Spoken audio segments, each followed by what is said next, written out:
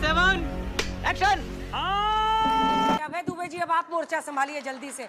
अब देखिए, बीजेपी आरोप लगा रही है कि आप लोगों ने इस वक्त कोई एक्शन नहीं लिया, एक डिप्लोमेटिक नोट तक नहीं भेजा गया कि तहव्वुर राणा को वापस इंडिया लाया जाए। और मैं तो एक न्यूट्रल व्यक्ति की तस्वीर आपके सामने रख रही हूँ। ये किताब है, ये बराक ओबामा की किताब है, और इस किताब अ प्रॉमिस्ड लैंड में ये पैराग्राफ भी येलो में है।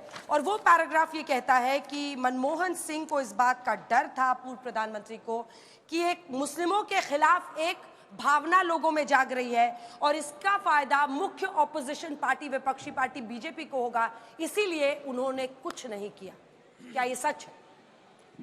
भारतीय जनता पार्टी, दुर्भाग्य है देश का कि देश पर हुए आतंकवादी हमले से भी वोट की राजनीति करना चाहती है। भारतीय जनता पार्टी ये भूल जाती है कि भारत की संसद पर हमला करने वाले जो हाफिज सईद है, वही दिखा रहे हैं आतंकवाद का भूत, जिन्होंने छोड़ा अजहर मसूद। जो अजहर मसूद को छोड़कर आया, आज वो आतंकवाद का भूत हमको दिखा रहे हैं। क्या इस देश में पठानकोट पर हमला नहीं हुआ? क्या ये भारतीय जनता पार्टी की सत्ता की सरपरस्ती में उड़ी में हमला नहीं हुआ? क्या भारतीय जनता पार्टी की सत्ता की सरपरस्ती में पुलवामा में हमला नहीं हुआ? क्या जनता माफ नहीं करेगी? गुरदासपुर में हमला नहीं हुआ? आजाद भारत के इतिहास में पहली बार हुआ कि पाकिस्तान की वो आईएसआई जो हमले के लिए रिस्पॉन्सिबल होती है, उसी को जांच के लिए बुला लिया हमारे देश के गृह मंत्री ने। और मैं बता दूं, ये तहव्वुर राणा का जो मुकदमा है, इस मुकदमे के लिए गंभीर प्रयास कांग्रेस पार्टी की सरकार ने किए। 2009 से हमने इनिशिएशन चालू किया। ये तो एक कोपनहेगन के मामले में इस तहव्वुर राणा को अमेरिका की अदालत ने 14 साल की सजा सुनाई और बीच में उसके स्वास्थ्य का हवाला देते हुए छोड़ा जब भारतीय जनता पार्टी की सरकार थी। क्यों इतने वर्ष लग गए आपको फिर लाने में? अगर आप क्लेम करते हो, मैं फिर भी बुराई नहीं करना चाहता, क्योंकि ये बात सच है कि एक जटिल प्रक्रिया है एक्स्ट्रेडिशन की, और वो कोई से भी सरकार हो, ये सतत प्रक्रिया। इन्होंने कहा कि हमने नहीं किया।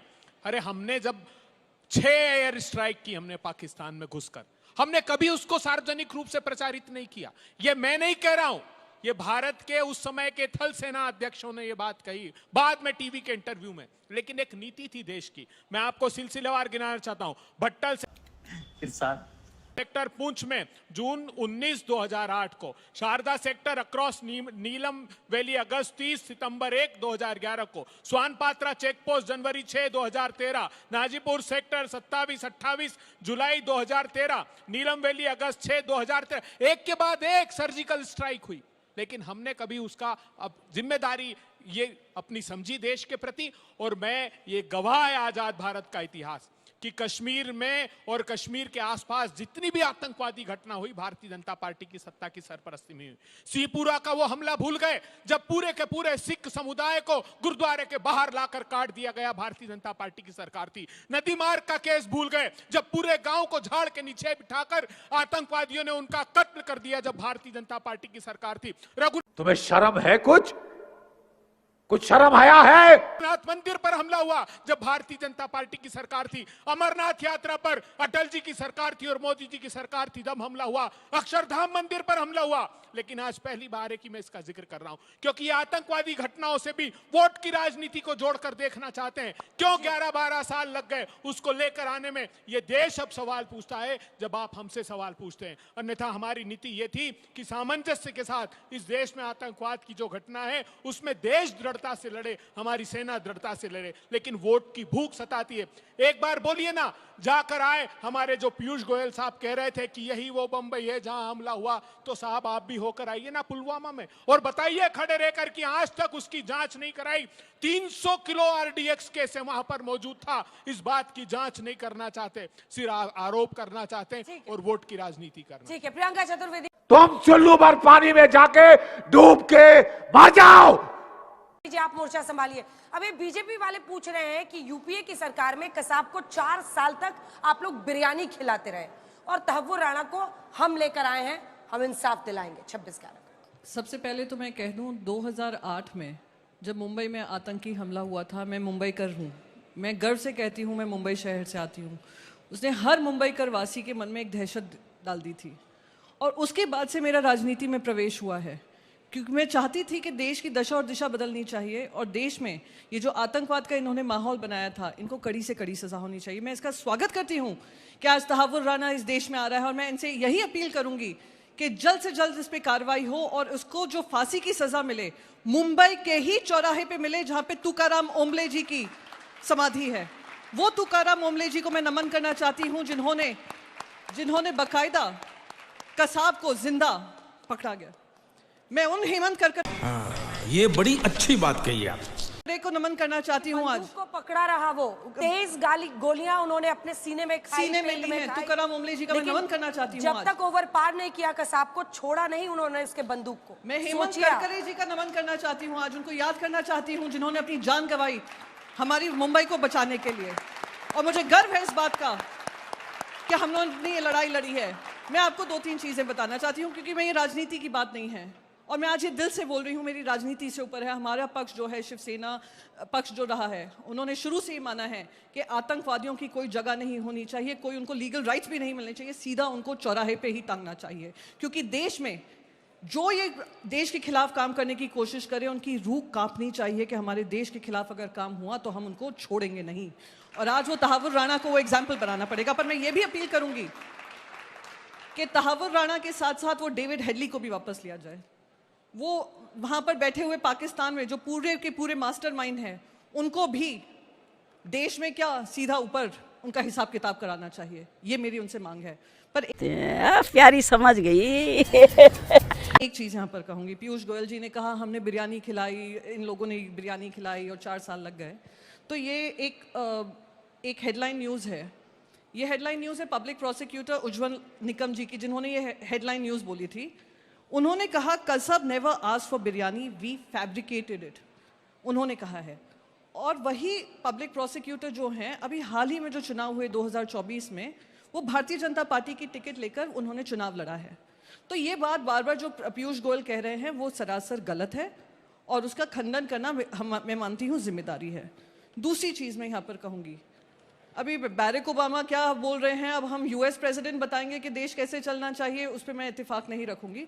पर 2009 में, अक्टूबर 2009 में ये तहव्वुर राना को शिकागो में पकड़ा गया था। 2009 में डेविड हेडली को भी पकड़ा गया था। और पता है डेविड हेडली ने क्या कहा था? डेविड हेडली ने कहा लश्कर-ए-तैयबा के सबसे बड़े हिट लिस्ट में सबसे पहला नाम किसका है? वंदनीय हिंदू हृदय सम्राट बाला साहेब ठाकरे जी का है, हमारे पक्ष का। और हमें इस बात का गर्व है कि इमोशनल डैम इट। आज उन्होंने देश की लड़ाई लड़ी कि वो इतने आंख में चुभे पाकिस्तानी लोगों के कि वो उनको खत्म करने की कोशिश कर रहे थे। पर वो लड़ते रहे और हम वो लड़ाई लड़ते रहेंगे कि कोई भी हमारे देश के खिलाफ आंख उठाएगा, हम उनको कहीं का नहीं छोड़ेंगे। तो मैं इस पक्ष में हूं कि जल्द से जल्द उन पे कार्रवाई हो। मैं इस पक्ष पे हूं कि इनको फांसी की सजा दी जाए। मैं इस पक्ष में हूं कि बाकी सारे जो भी लोग हैं जो इसमें शामिल थे वो देश में लाए जाएं और उनके ऊपर कार्रवाई की जाए। जैसे मुंबई वासियों को जिस तरीके की दहशत मचाई थी, उनको वो क्लोजर मिल सके, वो जिनकी शहादत हुई है उनको सम्मान मिल सके, और जो न्याय मिलनी चाहिए वो न्याय मिल सके। 16 साल भले ही लगे, पर वो लड़ाई हम लड़ते रहे। 16 यही नहीं, अभी और सुनिए। सफेद झंडे की बात कर रहे हैं। अभी तो विदेश मंत्री बिरयानी खाकर आए, पाकिस्तान में जाकर पाकिस्तान के प्रमुख की मेहमान नवाजी देखी उन्होंने। आईएसआई अभी देखो, अभी सुनो आप मेरी बात। अभी कह रहे थे कि आईएसआई दोषी। भैया आईएसआई को पठानकोट में कब बुलाया था बताइए ना? 2016 में। अगर उस समय आईएसआई आतंकवाद की घटना के लिए जिम्मेदार थी तो 2016 में पठानकोट के हमले के बाद इन्होंने बुलाया। मैं पूछना चाहता हूं साहब, हेमंत करकरे जो इस देश के शहीद हैं, जिन्होंने हर संभव कोशिश की उस आतंकवादी घटना को रोकने की, क्या कहा भारतीय जनता पार्टी के एक सांसद ने? उन्होंने कहा मेरे श्राप से मरा है वो। इससे ज्यादा दुर्भाग्यपूर्ण बात हो सकती है? भारतीय तुम्हें शर्म है? कुछ शर्म आया है? जनता पार्टी का एक सांसद वो हमारे शहीद के लिए कहता है कि उसके श्राप के कारण मृत्यु हुई। मतलब आतंकवाद की घटना। तहव्वुर राणा को क्यों नहीं ला पा रहे थे सर? एक सिंपल सवाल है। दो राणा पर में जवाब देना चाहता हूं। अंजना जी, रुक जाइए। कोपनहेगन के एक मामले में अमेरिका की अदालत ने 14 साल की सजा सुनाई थी।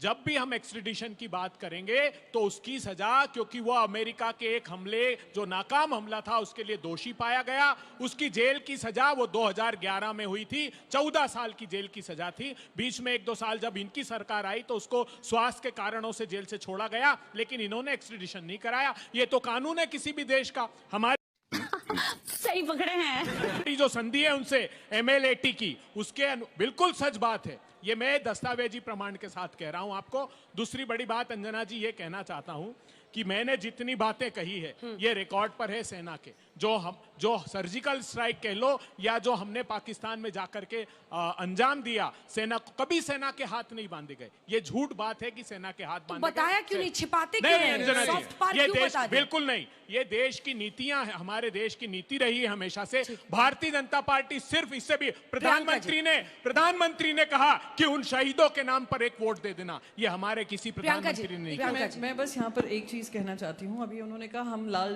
क्या सफेद झंडी नहीं दिखाते हैं। अब आप सब यहाँ पे जानते होंगे जब प्रधानमंत्री नरेंद्र मोदी जी ने पहली बार स्वेरिंग इन हुई थी, उन्होंने सबसे पहला न्योता किसको दिया था? किसको दिया था, कोई बता सकता है? पाकिस्तान के प्रधानमंत्री को दिया था। उनके साथ में उन्होंने ओथ टेकिंग सेरेमनी जो हुई थी। फिर देश के पहले प्रधानमंत्री बने जो बगैर न्योते के सडनली पाकिस्तान में लैंड करते हैं। खत्म, bye bye, tata, goodbye, गया।